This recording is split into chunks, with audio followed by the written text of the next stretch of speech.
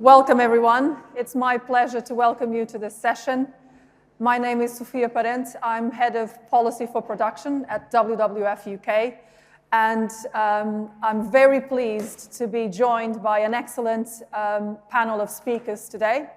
We have Martin Lyons, arable farmer from South Cambridgeshire and CEO of the Nature Friendly Farming Network, Sarah Juggins, livestock farmer from Norfolk, and also facilitator of the North Norfolk Coastal Group, and Michael Warmington is a Regeneration lead from Nestlé. So for those who don't know WWF, we're one of the largest conservation organizations across the world. We have a presence in over 100 countries, and we have over 5 million supporters all across the world. And we run conservation projects from stopping deforestation and conserving the jaguar in the Amazon to conserving elephants in East Africa. And in the UK, we have a presence as well. We're working with farmers like Sarah in Norfolk, so farmers can play their part not just in tackling climate change, bringing nature back to life, keep rivers clean, but crucially, continue to produce food and make a decent living out of the land. Ultimately, it has to be profitable. So we're here with farmers, with industry, in that spirit of collaboration that we need more of. And growing resilience is the theme for OFC this year. So we think the theme for our event is very apt, is building resilient businesses through nature-friendly farming. So, in our perspective, obviously, you know, we focus a lot in the environmental impacts of production, but we also realize how extreme weather events made worse by climate change, nature loss, they're having a huge impact at the moment on farmers. Farmers are the first to feel those impacts on yields, on profitability. But also they're disrupting global supply chains, driving up consumer prices. So we're a partner in an academic project called Backcasting to achieve food resilience in the UK. And the aim is to identify interventions in the food system that make it less vulnerable to external shocks. And one of the first findings from the team behind this project at Anglia Ruskin University was how farmers, they're much more likely to be concerned about vulnerability of food systems, and they're much more likely to say, we're going to witness civil arrest in the UK in the next 10 years due to insufficient food. And the most common causes they identified for this were extreme weather, trade restrictions, and environmental degradation.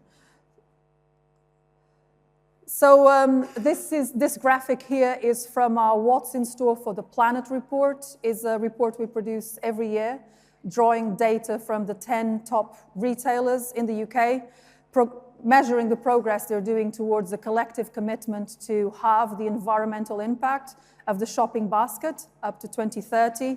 And progress is not as quick as we would like to, but a big theme emerging this year was around the immense pressure on global supply chains, often resulting in higher prices for consumers of extreme weather and nature loss. And the graphic here, you can see a number of everyday basket items that are more likely to experience price volatility, shortages due to climate change, and nature loss.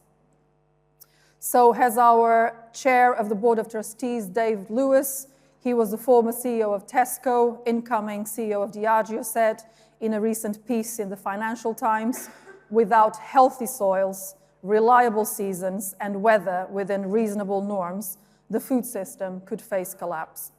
So farmers are transitioning to nature-friendly farming.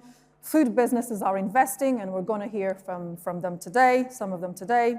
And we're interested and we're supporting farmers to do this, and it's not out of the goodness of our hearts. We're doing this because it makes good business sense. It future-proofs farms. It's not a sacrifice, it's a solution, in the words of Jack Bobo this morning, which I think you agree were quite inspiring. So things like using cover crops, minimizing soil disturbance, building soil organic matter when you don't know what weather is going to throw at you, it makes good business sense. So the last slide I want to show you is results from a survey to almost 200 farmers from the UK Farmers Network. So it's a network coordinated by the University of Exeter. And they ran a survey for us asking farmers the impacts of extreme weather on their farm businesses in the last 2 growing seasons. And I think no surprise here, but a very large proportion of farmers indicated impacts on crop growth, feed growth, etc. And we don't speak enough about mental health, but a huge proportion of farmers talked about mental health as a major impact. And then we asked, so what can farmers do to protect themselves from the impact of volatile weather patterns? And things like maintaining soil cover, rotational grazing, maintaining or planting hedges came up very high in their responses. So we're very pleased with these results. But this isn't enough from me. I'm sure you came to hear from our panel of speakers. So after you hear from them and an introduction from them, we're going to have time for questions. So do think about questions for the panel. So let's start with you, Martin. Farmer in South Cambridgeshire, focusing on soil health, integrated pest management, mixed rotation, schemes that pay for public goods. You're also the CEO of Nature Friendly Farming Network. So tell us a bit more about yourself. Tell us about what motivates you. And feel free to comment on any of the announcements we've heard this morning from the Secretary of State, but on to you. Thank you. Lovely, thank you very much, and thanks for the invite to be here. So that title of a farmer, so what is a farmer now and in the future? And in my eyes, nowadays, I see myself as an asset manager of natural capital, producing goods and services the market wants to reward me for. I'm running a business, and our asset is our soil. That is our bank account. And for too long, we've extracted and not deposited. So we're trying to rebuild that soil health and build the structure back into our soils that are also giving us great rewards back, more resilient yields, better weather management, better opportunities, and thinking about the wider rotation to do a whole farm plan and changing our cropping system to look at how we reduce inputs. I want to stop writing checks to companies that want to take money from me rather than finding systems that I change that invests in me and our farm business. So we take a whole farm approach. And what we increasingly see as a farmer is the range of asks that are coming to us. We've got to think about carbon, we've got to think about nature, we've got to think about the water quality, air quality. And by the image behind, we can look at across a whole farm. And what can we think about, what can we do that's good for our farm business?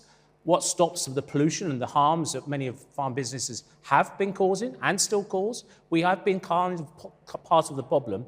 But farming into a more nature-friendly way where we value nature within our system, we become more resilient. We spend less money. So if we're in our own farm system, we've been doing sort of soil health practices and environmental measures, but it's the moment you realise that that habitat that you're getting paid for is full up with pollinators and predatory insects that eat your pests and eat your slugs. So why do we need to spray for aphids? Why do we need to kill, put slug pellets on? And it's valuing the habitat as not just an inconvenience, but as an asset. And it's that joined up. And what we've seen with the Secretaries of State's announcements and the model to ELM and public money for public goods and the SFI is, farmers, where do we put the right action in the right place? So on our own farm, we've not just done the pretty bits around the outside. We've put strips in every 90 to 120 metres within our cropping system in our larger arable fields, because the science said nature needs to be within 100-ish metres.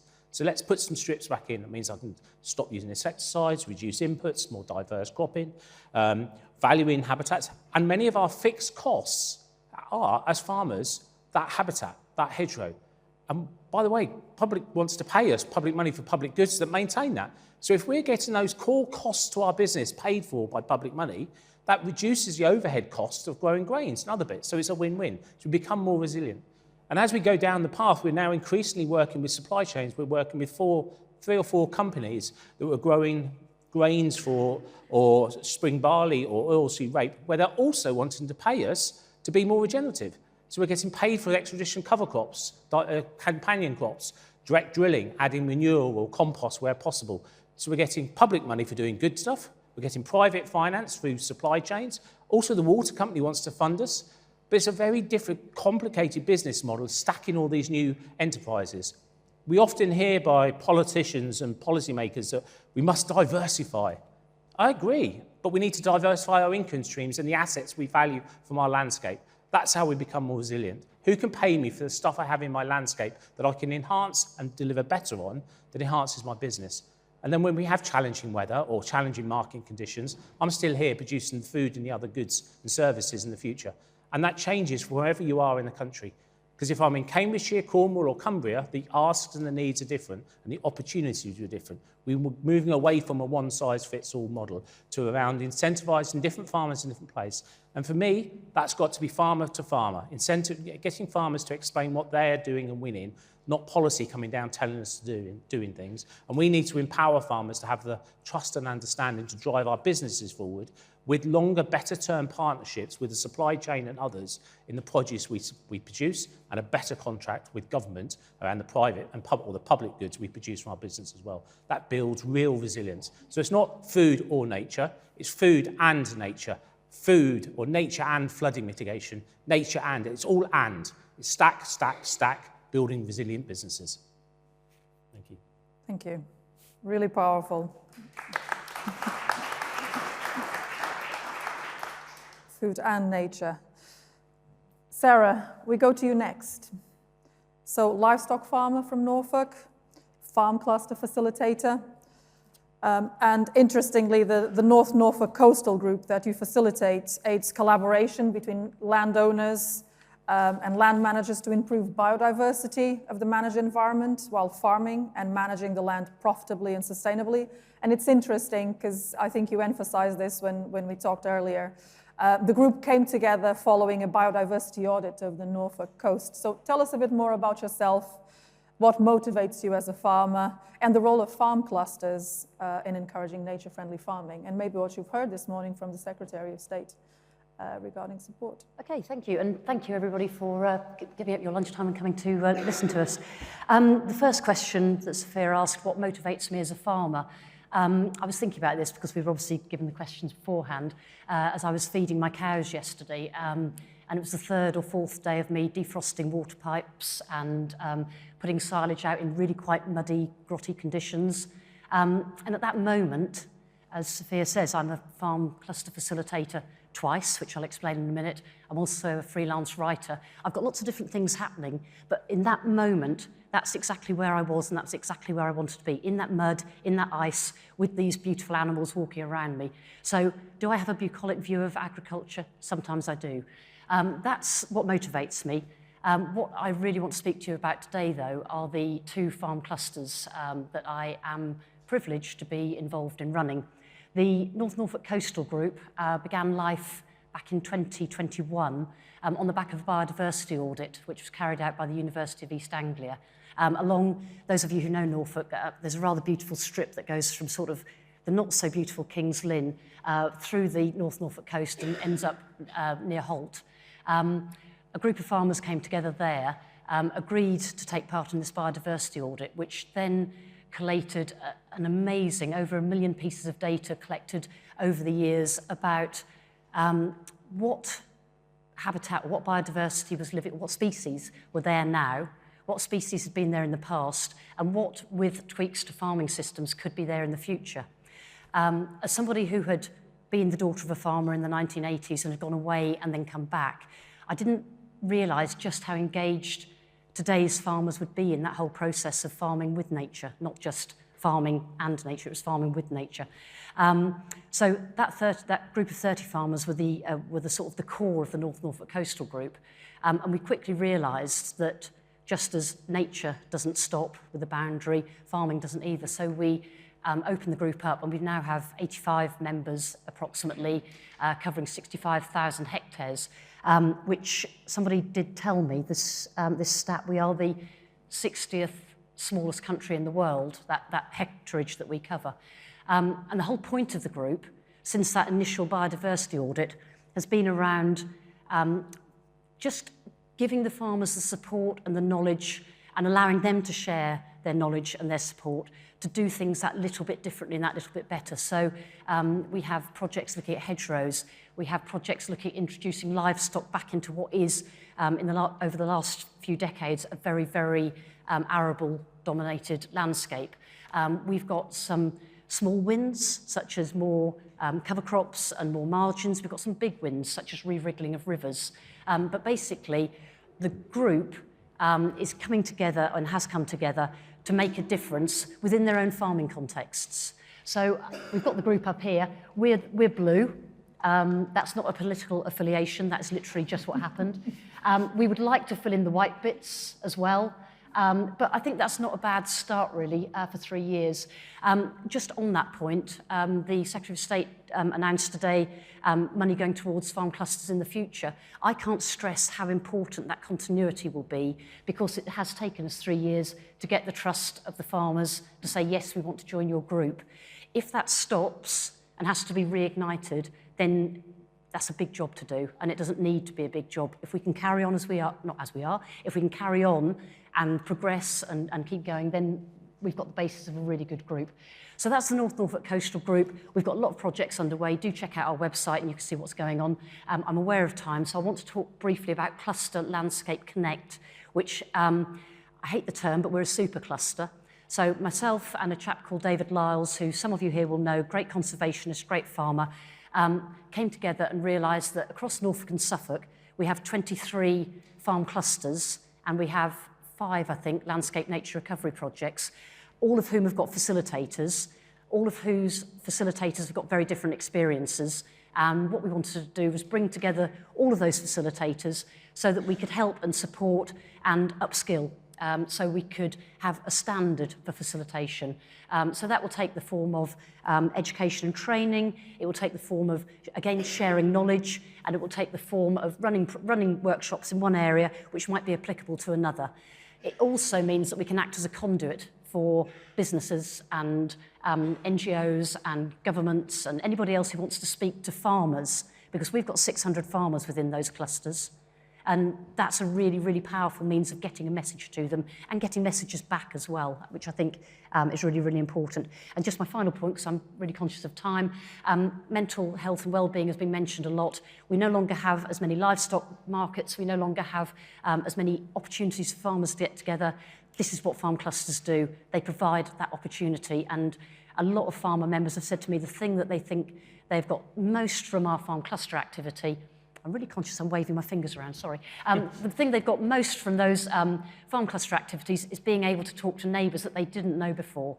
So thank you, Secretary of State, for saying that farm clusters will get support. Please now make that happen.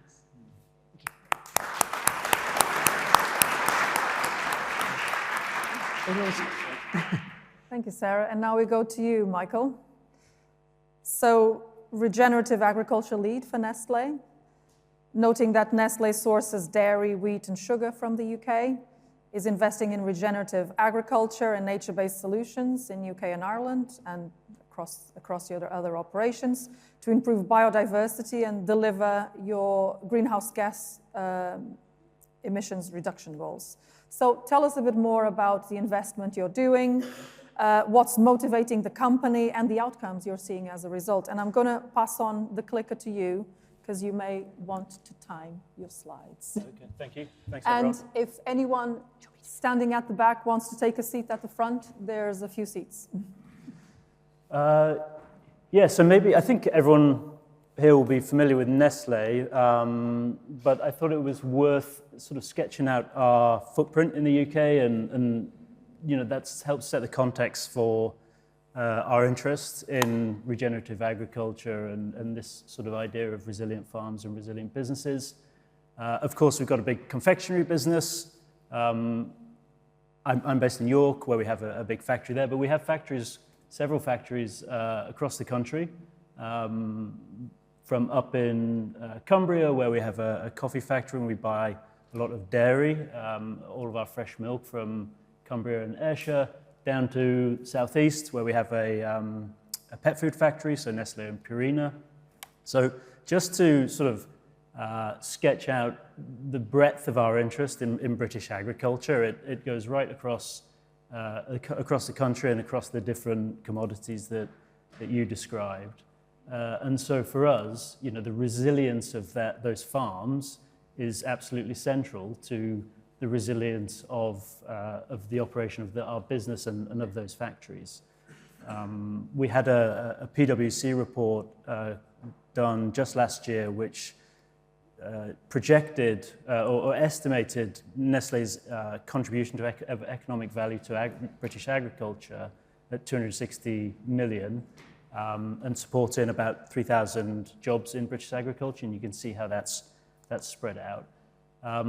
In terms of our goals, and don't worry, I don't have a whole bunch of slides here, I just got these two, but in terms of our goals, we set out several years ago this goal around reducing our GHG, our CO2 emissions, aim to reduce them by 20% by 2025, end of last year, and to source 20% of our key ingredients from farms practicing regenerative agriculture. So we hit both those goals at the end of last year, which was a big win, but also conscious that that's possibly, us having now picked the low-hanging fruit, because we have got a goal for 2030, which is 50% reduction in our emissions by 2030, 50% of our key ingredients coming from farms practicing regen ag. So I think, you asked, Sofia, why we're interested in that. I see it, there's two ways of looking at it. I think the first is looking at the impact of our supply chain and our business on the environment, right? So that's why we have these GHG reduction goals, because we want, as a business, it's the right thing to do, it's incumbent on us all to reduce the impact we're having on the environment and on climate change. And so we're trying to deliver that through our supply chain, because most of the emissions for a business like Nestlé come from the agriculture supply chain. But then there's also the impact that the climate has on our supply chain and on the farmers in it. So if you flip it upside down, it has a huge impact on what's being produced, and that comes back to the resilience piece of strengthening the farmers' ability to cope with those changes and cope with that impact is going to strengthen Nestlé's ability and the ability of any food producer, anyone in the sector in the UK to deal with whatever changes come in the future. So I think those are the two ways the business looks at it, and we're seeing very tangible improvements. We have the milk plan, which is our sort of flagship program. We have all of our fresh milk bought in Cumbria and Ayrshire is from a specific group of farmers in the milk plan. It's done in partnership with First Milk, our provider, our supplier there. And I was walking around a milk plan farm last autumn, summer-autumn time, and the farmer is showing us demonstrable improvements in soil health because they've been part of that milk plan for 5 years. They've adopted a whole bunch of regenerative practices. They've reduced their reliance on bought-in feed because they're really successfully practicing rotational grazing. All this whole package, this and that you talked about, Martin, is genuinely improving the resilience of that farm, and that's a local supply chain that local factory relies upon, and that's going to strengthen the resilience of the business as well. So I think that's encapsulates, I think, for us the reason why we're there and the outcomes, the success that some of the work's having. Awesome. Thank you.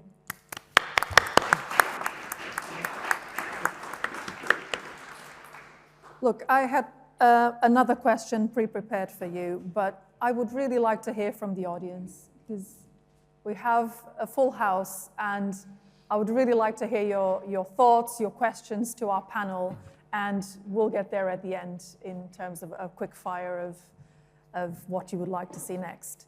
So think of your questions. I'm going to take two at a time, and if we start with the young gentleman there and the lady in the reddish jumper. Thank you. Okay, so I've got two questions, one for Sarah and one for Michael. Firstly, for Sarah, how far will the £30 million that is pledged across 3 years, how far do you think that will go towards your farm clusters? And secondly, for Michael, and I'm sorry, this is going to sound like a bit of a mean question, but I'm aware that in October 2025, Nestlé left the globally recognised Dairy Methane Action Alliance. So does this show that your company has given up on some of its regenerative farming principles or aims to reduce greenhouse gases? And how can we as farmers, I'm a young farmer by the way, how can we as farmers be confident that you will actually fulfill the plans and principles that you say you will? Yep. Happy to take that first. We're going to take 2 questions at a Okay, time. sorry. Hi, I'm Kate Dwally, PhD researcher from the University of East Anglia. I've kind of got a question aimed towards Martin and Sarah mostly. If Michael wants to chip in, he can.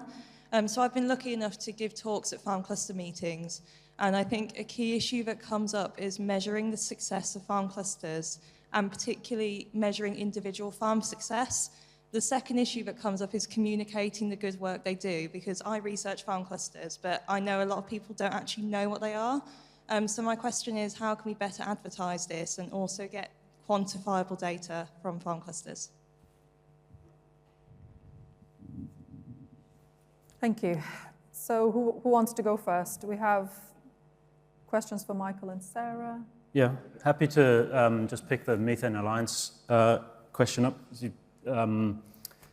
You're right, we did leave that alliance in October, and I think it's, so that bit's certainly true, but the goals on Regen Ag, the goals on reducing GHG reductions writ large haven't gone anywhere.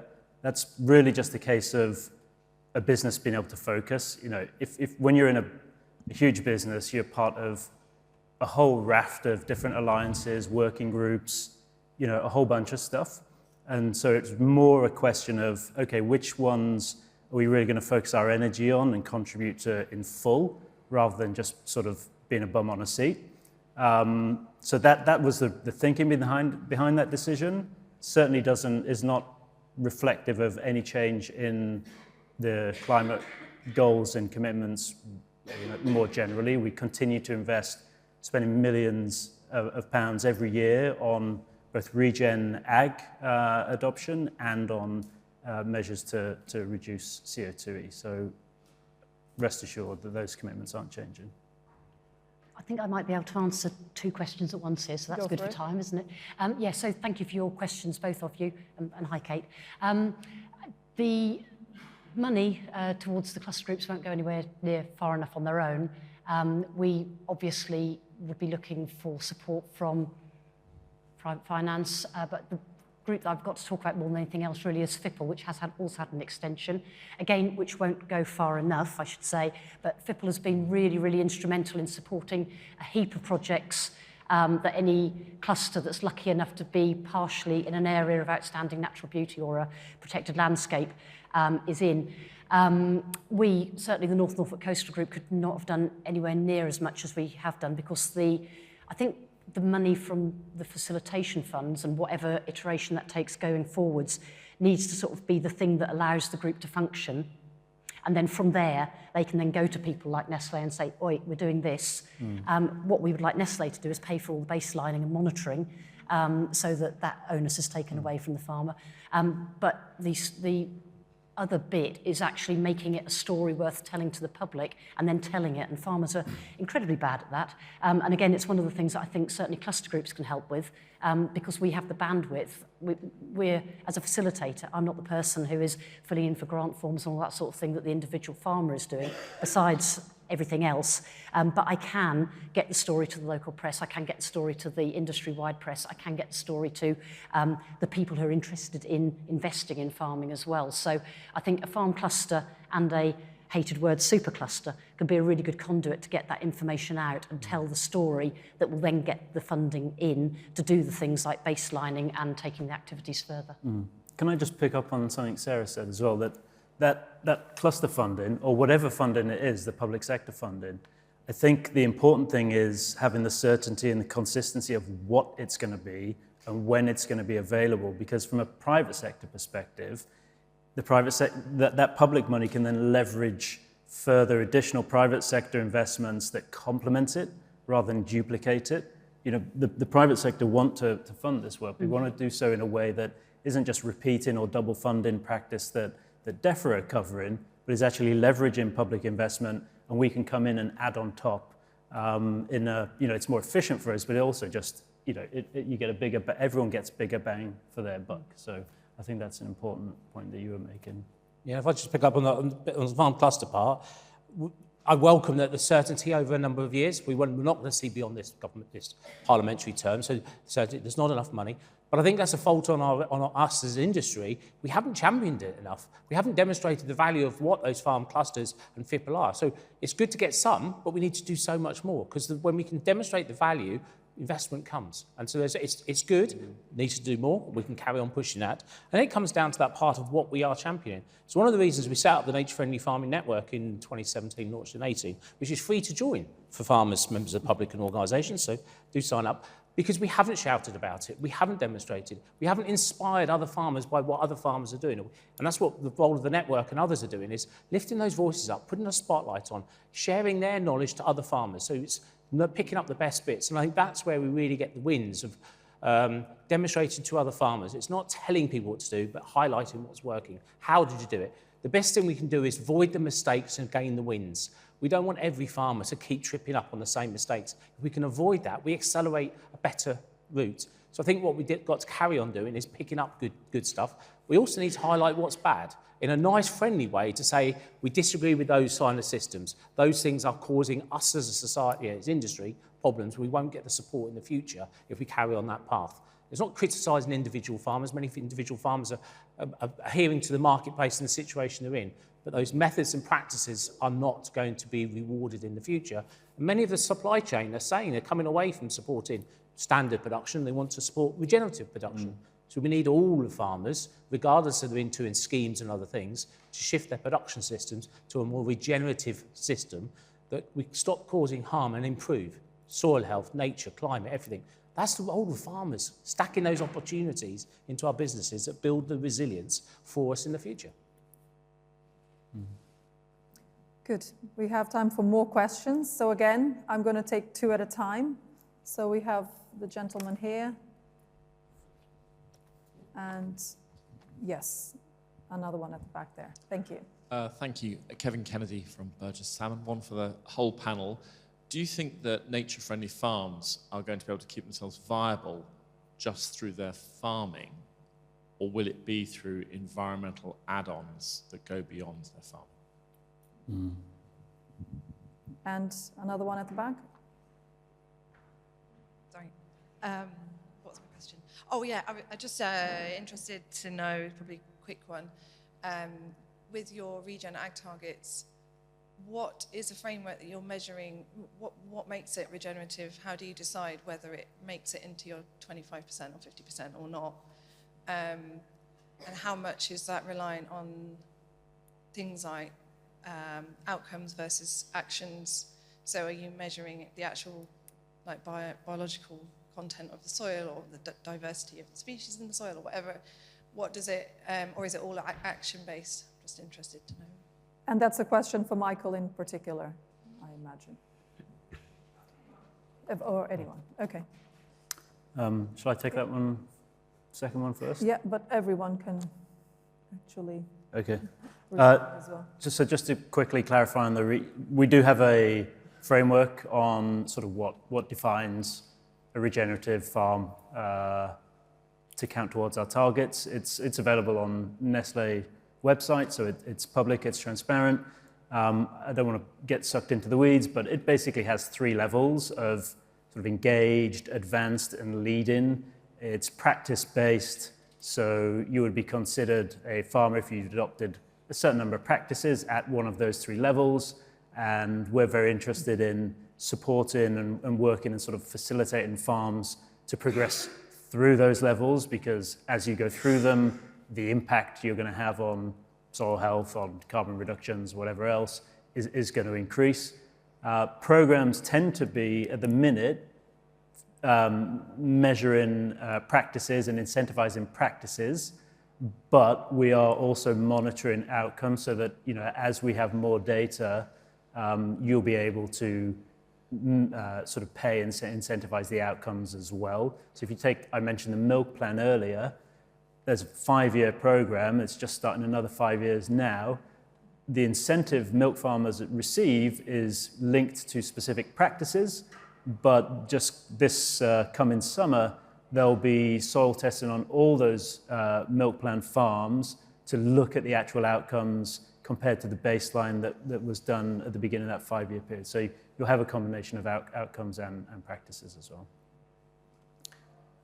And we have the question for everyone. I'll pick up any kind of data and kind of picks of the previous question. We need baseline data, we need standardisation, but we don't need to make, from my view, make regenerative too rigid at the moment to allow everyone progress while we define the journey in the bit. So we need to collect some data. We need to value what we do. So it's important that supply chains set out clear standards that we can get to. Many people want to help us collect data. So if there's other people out there, get them on your farm and collect data. Start from a position, then you can add value. And I'll just pick up on the point of nature-friendly farming not being viable without schemes. I would say nature-friendly farming is viable without schemes because I'm focusing on soil health and the benefits of nature, but I'm enhancing my business by delivering the additionality society wants for increased biodiversity or carbon sequestration if it's a market or something else. So nature-friendly farming is about focusing on soil health and how you manage your cover crops, your rotational systems, and focusing on all of what nature has in our landscape, which builds a resilient business, and then look at those funding things. If government wants me to contribute to nature recovery, government's going to have to pay me to do more than what is beneficial to my business. If they want me to help improve air quality more than I'm doing in meeting regulation, we're going to need help doing it. I'm running a business, I'm doing it for free. I do lots of stuff for free, but if they want additionality, or the market wants carbon sequestration additionality to my own net zero position, that's where the market comes in. So it isn't about one or the same. It's not and, or, it is all of it, and base our farming systems on nature-based approaches of good health, of soil, crops, and the environment, that we minimise pests, diseases, and other things, because the system works for us instead of against us. So I'm quite passionate that I believe if we don't farm with nature, we're going to fall over in the future anyway, because nature will come and kick us up the backside anyway. And if I could just add a sort of slight, go off at a slight tangent here. One of the things, this particularly to the lady at the back who asked the question, I think we have to be a little bit careful about how we use the phrase regenerative, because from my own experience, whilst everybody in this room and everybody down the road knows exactly what they think regenerative means, there's a whole swathe of farmers who are doing things that are somewhere on the continuum of being regenerative, but would never in a million years call themselves regenerative farmers. So until there's something concrete in place that says this is what is a regenerative farmer, I think that whole communication thing is struggling a little bit. So we ran a number of workshops, and we had some farmers in, if you go back, don't go back, but on my map, those white spaces, those farmers didn't come to those workshops because they thought we were totally about regenerative farming, and they didn't agree with that. But when we spoke to them, they were doing all the things we were talking about. They were planting cover crops because it made sense. So I call it sensible farming. Yes. All right, I see lots of hands coming up. So we have one in the front here, the lady towards the front here, to my right, and then the gentleman in the middle to my left.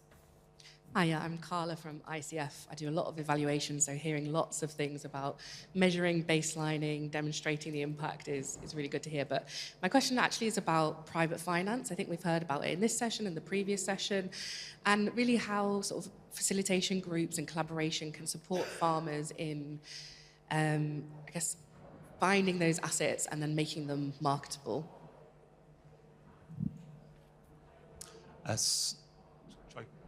So my question is, it's great to hear how a community of farmers have come together and engaged with the university to leverage some of the benefits of that exchange of capability as well as access. Can you think of other examples where expert communities, whether that's in a university or institutes, could help you more? What's next for that group in terms of the benefits that could be derived from working more with centres of innovation?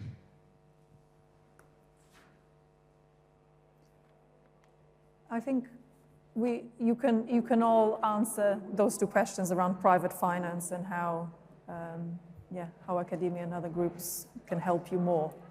I'll quickly go. It's how do we value the stuff we have on our farms? What is the market value? And that's always shifting and starting. But it's who wants what? What can I deliver? It goes back to the map I put up. I look at the whole, look at the landscape. What can I offer and who's paying? Is it a tree, a water quality, or something?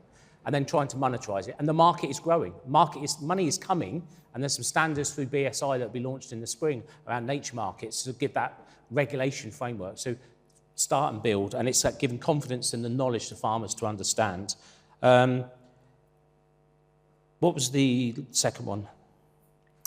I've got a note here, but I can't read my own note. Role of academia. That's how it can help you more. It's like academia. It was really how groups of farmers or Nestlé or others can really access and derive some benefits. Lots of researchers, lots of civil society want to get access to come and do stuff. Open your doors, get the public on board, citizen science, get engaged, get some data. It may not be robust, but it builds, and through farm clusters, it's a great way to get access to landscapes that public really want to get to, and you can give them a way to do it that gives you the value back.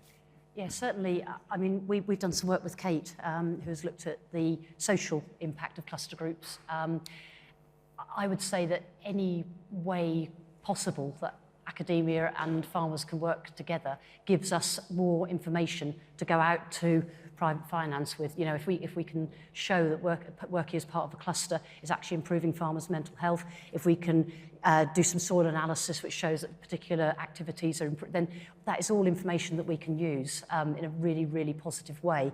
And I think anybody here who worked in academia will agree that when you approach a farm cluster, generally there's a real willingness to get involved because we understand the importance of science. It's all very well having anecdotal evidence, but we need the science to go behind it, and that will be something that we can then feed to the private companies. But I would also say it's absolutely, I mean, the landscape out there is so complex and so difficult to navigate. Within our farm cluster groups, we've got people who have got huge estates with a lot of people looking at grants and funding and private finance and all sorts of different things. And then you've got the sole person working on a farm who has got to do all of that as well. You know, if there was an academic institute that would like to help with that, great. Yeah, just one point on that. Nestlé do a lot of work with GWCT's Allerton project, and I think that's been a great marriage of the practical and the academic sort of schools of approaches, where you just really get very hands-on experience of what adopting certain practices looks like over time, and a patient approach where you'll see that played out over 2 or 3 years. And I think that's, from a private sector perspective, that's been a really valuable partnership for us. I would just add as well, I mean, the biodiversity audit that was carried out in the Norfolk Coastal Group, the amount of interest amongst the farmers and the number of farmers who will now say things like, you'll never guess what, we have got a, whatever it might be.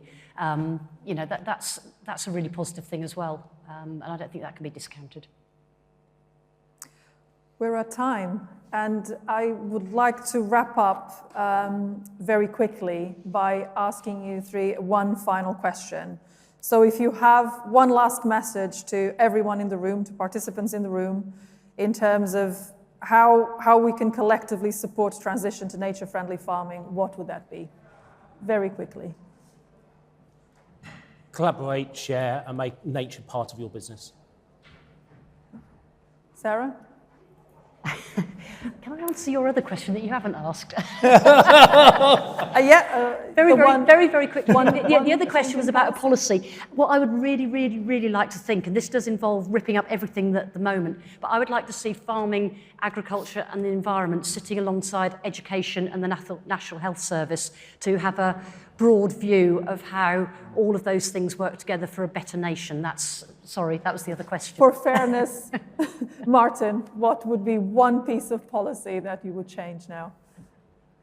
A focus of how do we join everything up to get the right outcomes and that certainty of long term. What we've seen is chop and change. So it isn't one piece, but we need a plan for the future. Maybe we'll get a 25-year roadmap that will give us all those solutions later this year. Michael, your wish list for policy and one last message to participants. I think it's to echo this. It's the sort of certainty and consistency piece on policy. I think, as I mentioned earlier, that's what enables the private sector to invest, because we know where the public sector money is focused on and what's been incentivized.